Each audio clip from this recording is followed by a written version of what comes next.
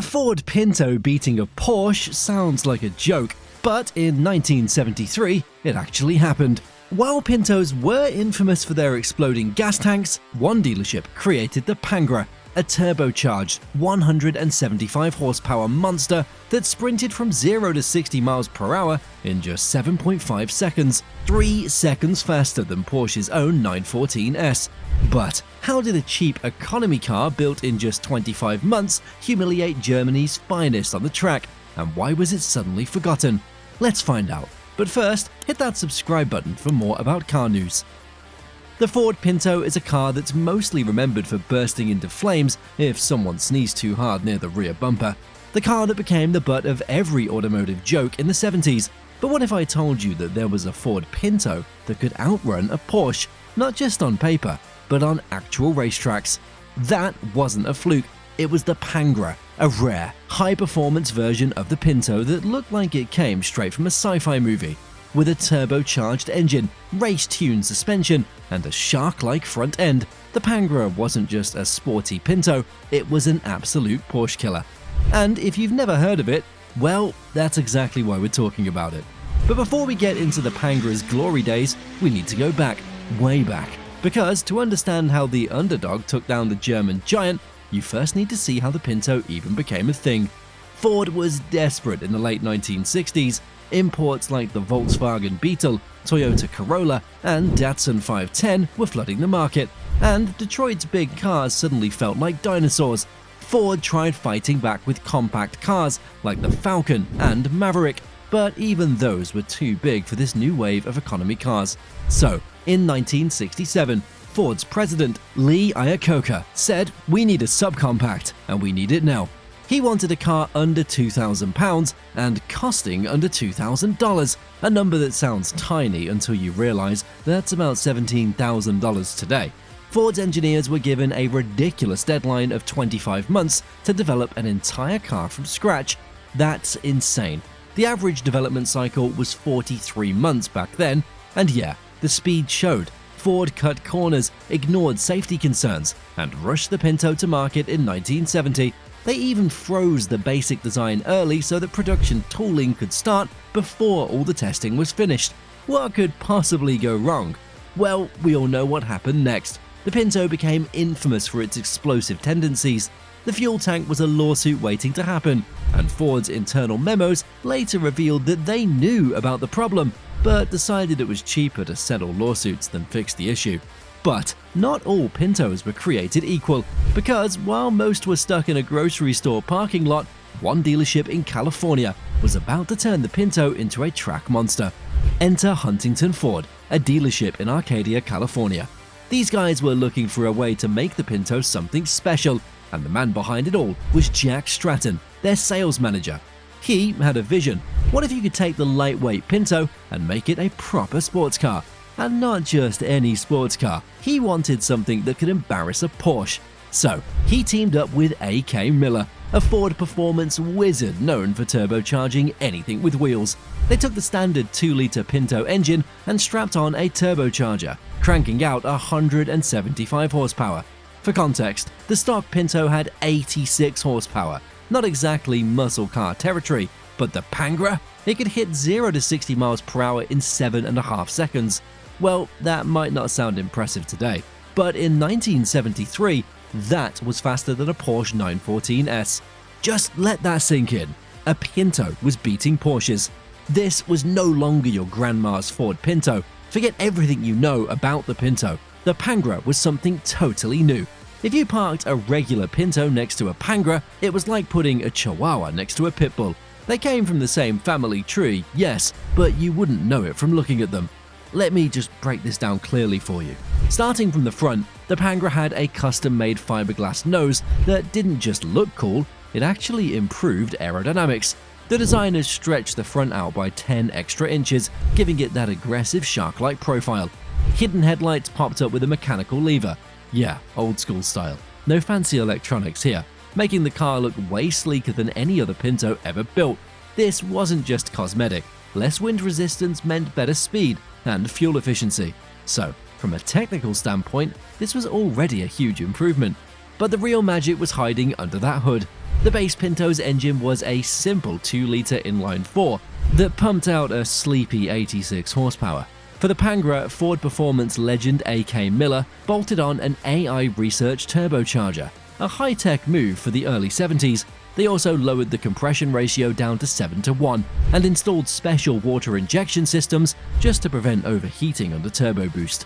They even O-ringed the cylinder head. Basically, they reinforced it to handle the higher pressures, and when that turbo spooled up, the tiny engine suddenly roared out 175 horsepower at around 10 pounds of boost.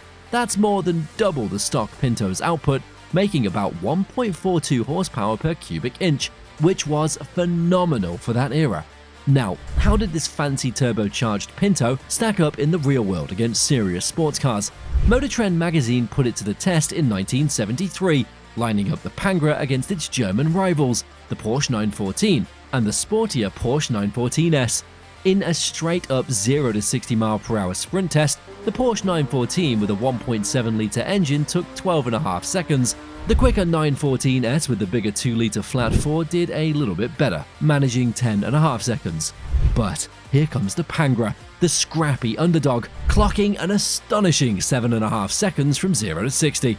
That was an absolute demolition. And it wasn't just straight-line speed. The Pangra's handling was equally surprising. Equipped with a full Spearco suspension kit, it featured specially shortened front coil springs, heavy-duty front and rear swing bars, a rear-end lowering kit, and race-grade Coney shock absorbers. All of that combined allowed the Pangra to achieve 0.74 G lateral acceleration. In simpler terms, when the Pangra hit a tight corner, it gripped the road so fiercely, it practically peeled the asphalt off. Motor Trend literally described it as clinging like saran wrap. Now, you might think, sure, it's fast, but what about price? Here's where things got even crazier. A fully built Pangra, straight out of Huntington Ford, would cost you around $4,600.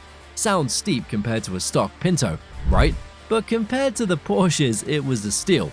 The base Porsche 914 cost around $5,300, and the quicker 914S would set you back $5,600. The Pangra was not only beating the Porsche on performance, it was undercutting them by almost $1,000.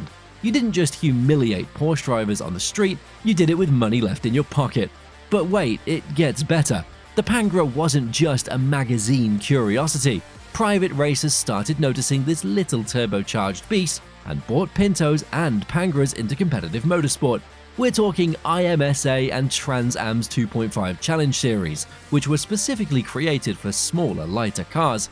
Here, the Pangra went wheel-to-wheel against not just Porsches, but also BMWs, Datsuns, and Alfa Romeos, cars specifically built for racing. Against all odds, the Pangra, it actually held its own. Its lightweight frame, around 2,300 pounds, combined with that boosted engine, meant it was lightning quick out of corners and powerful enough on straights to keep the European competitors in check. Did it dominate every race? No, of course not. But every time it was on the track, it punched far above its weight, often finishing ahead of sports cars that cost double the price. But racing cars quickly changed in the 1970s. IMSA allowed bigger engines and more advanced modifications, making life quite a bit harder for the turbocharged but relatively simple Pangra. That's when Jack Roush, yes, the NASCAR legend, got involved, tuning racing Pintos to squeeze out every ounce of performance. With his expertise, the Pinto became even fiercer, and by 1974, what started as an economy commuter was challenging genuine sports cars on racetracks nationwide. But if the Pangra was such a standout, why did it vanish just as suddenly as it appeared? Several factors sealed its fate. First, emission standards got tighter by 1974. Turbocharging a carbureted engine without modern fuel injection made emissions compliance a nightmare. Secondly, racing rules in IMSA and Trans Am began to favor European makes again, stacking the odds against the little Pinto. And finally, the Pinto's infamous safety scandal, the exploding fuel tanks, hit the news hard. The car's public reputation plummeted, dragging the Pangra down with it. No one wanted to spend the extra money on a car associated with fire hazards. Quietly, Huntington Ford ended the Pangra program by 1975. How many were actually built?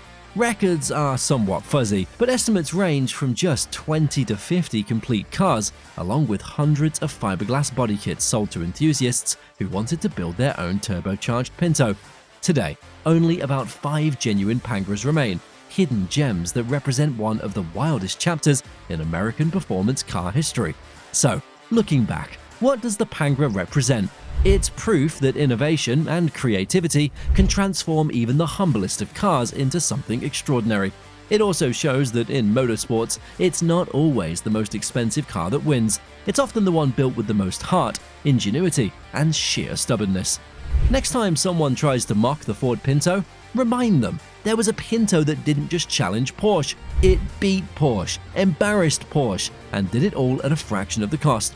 This forgotten legend deserves to be remembered. But now, it's your turn. Hit that like button if you enjoyed uncovering this wild piece of automotive history. And don't forget to subscribe for more incredible car stories just like this one. Drop a comment below and let us know which underrated car you want us to dive into next.